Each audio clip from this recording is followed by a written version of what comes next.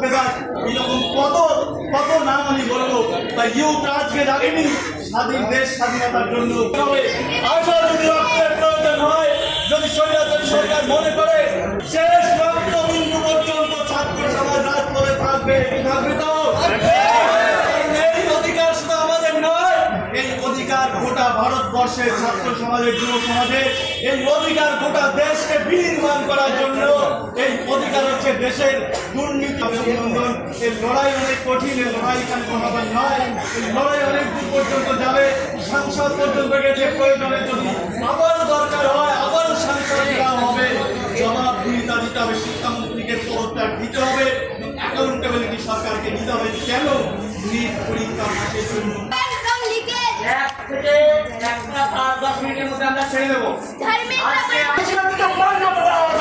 কিন্তু কেন্দ্রীয় সরকার কি করলো? কেন্দ্রীয় সরকার আমার ওই ভাই, আমার ওই বোনকে নির্মম ভাবে পেটালো, আমার বোনের জামা ছিঁড়ে নেওয়া হলো। চাই যতই করো হামলা আমরা দমবো না, যতই করো হামলা আমরা দমবো না। আমরা ছাত্র সমাজ জাগ্রত হয়েছি, এ কথা মনে রাখতে হবে।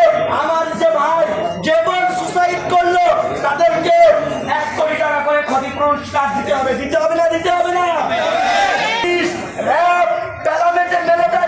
আমার ভাই বোনদেরকে মানলো, তার জন্য কমিটি গঠন করে তাদেরকে হেফাজতে নিতে হবে এবং তাদের যথাযথ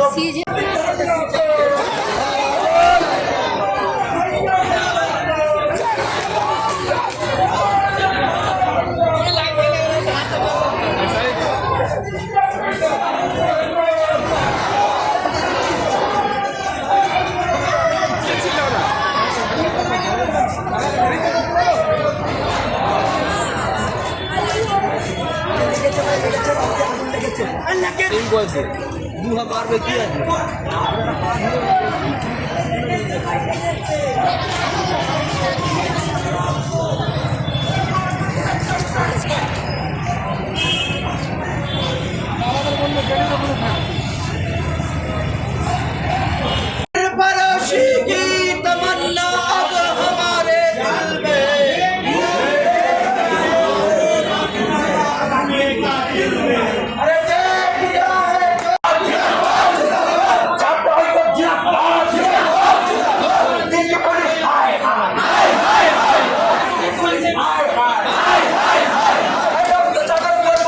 শিক্ষামদের অধিকার ছাত্রছাত্রী পরিষদ দিল্লি পুলিশ